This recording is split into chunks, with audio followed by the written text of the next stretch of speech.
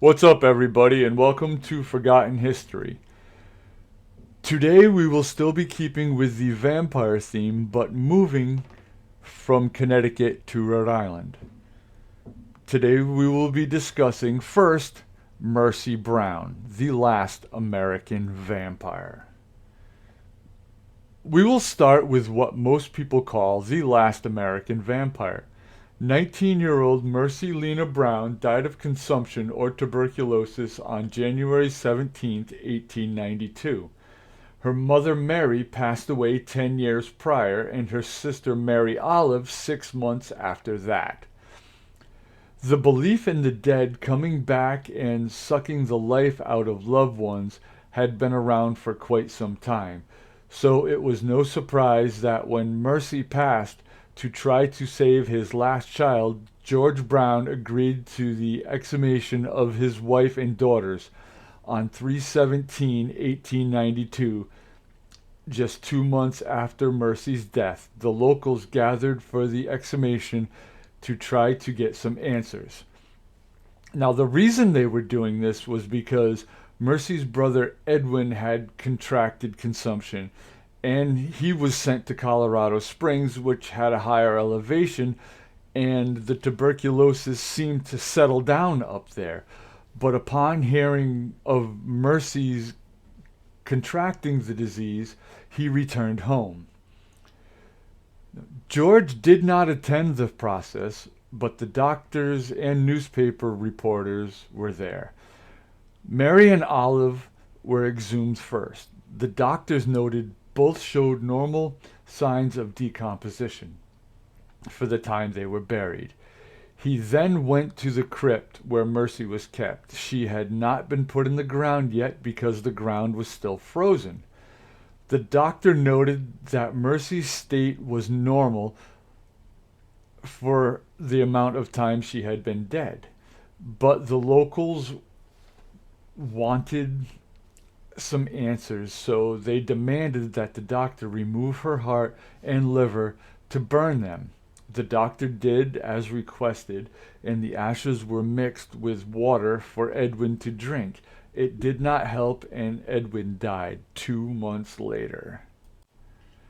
Mercy has since become known as the last American vampire, and this claim to fame, although not deserved, no one should be put through this living or dead, did not come with a little worldwide notoriety.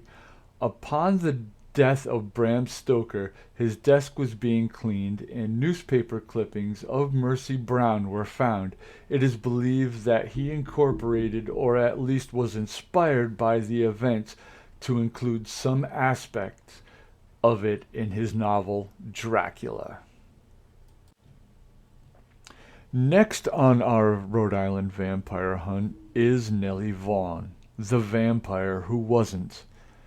In this particular instance, it's not how people reacted or overreacted to a fear, but how legends and folklore come to be and escalate through time. Nellie did not die of consumption, she died of pneumonia. Her body was never exhumed up until she had to be because of the curious and vandals. As it stands right now, she is buried in an unmarked grave with no headstone. Her heart was never taken out and burned, and her family was never plagued by any illness at all. It's all a case of mistaken identity. There was a teacher in the 1970s at West Greenwich, Rhode Island High School who happened to mention to their students that there was a vampire buried nearby. By now, we can only assume this person was referring to Mercy Brown. The students went looking for this said vampire and came across Nellie Vaughan. The headstone read the age of 19, which was Mercy's age, and the date of death was 1889, 3 years before Mercy. But hey, it was close enough. The headstone also read, "I am waiting and watching for you." Back then, probably a normal epitaph on a headstone, but if you're out looking for vampires and monsters now and you read that, it's frickin' creepy. But in this instance, we had a vampire, an instant vampire, and so the legend begins. Nellie and Mercy were both 19 years old. Nellie died first in 1889 and Mercy in 1892. The cemeteries are fairly close to each other, and truth be told, if you don't know what you are looking for and have received sketchy information and directions, you will get lost. Both have churches that are similar, and the burying grounds are nearly identical, especially at night. Along with the children giving each a different story of their findings as the story is told. The original teacher went from being a man to the story switching to him as a woman. In recent years, this teacher cannot be found, and all that were interviewed about him or her all gave different recollections of the account. None were directly in the class at the time, but all knew people that were there. As such to the story, a professor from 5 or 6 different colleges in the area, no one gave the same college in their interview, was said to have done research at the gravesite, where it was sunken and no vegetation would grow. This person also cannot be located. It's kind of funny how stories can get mixed up and twisted. Because of this tale getting spread in so many different versions, some more elaborate than what was originally told, this poor girl got a reputation of being a card-carrying member of the Rhode Island Vampire Club.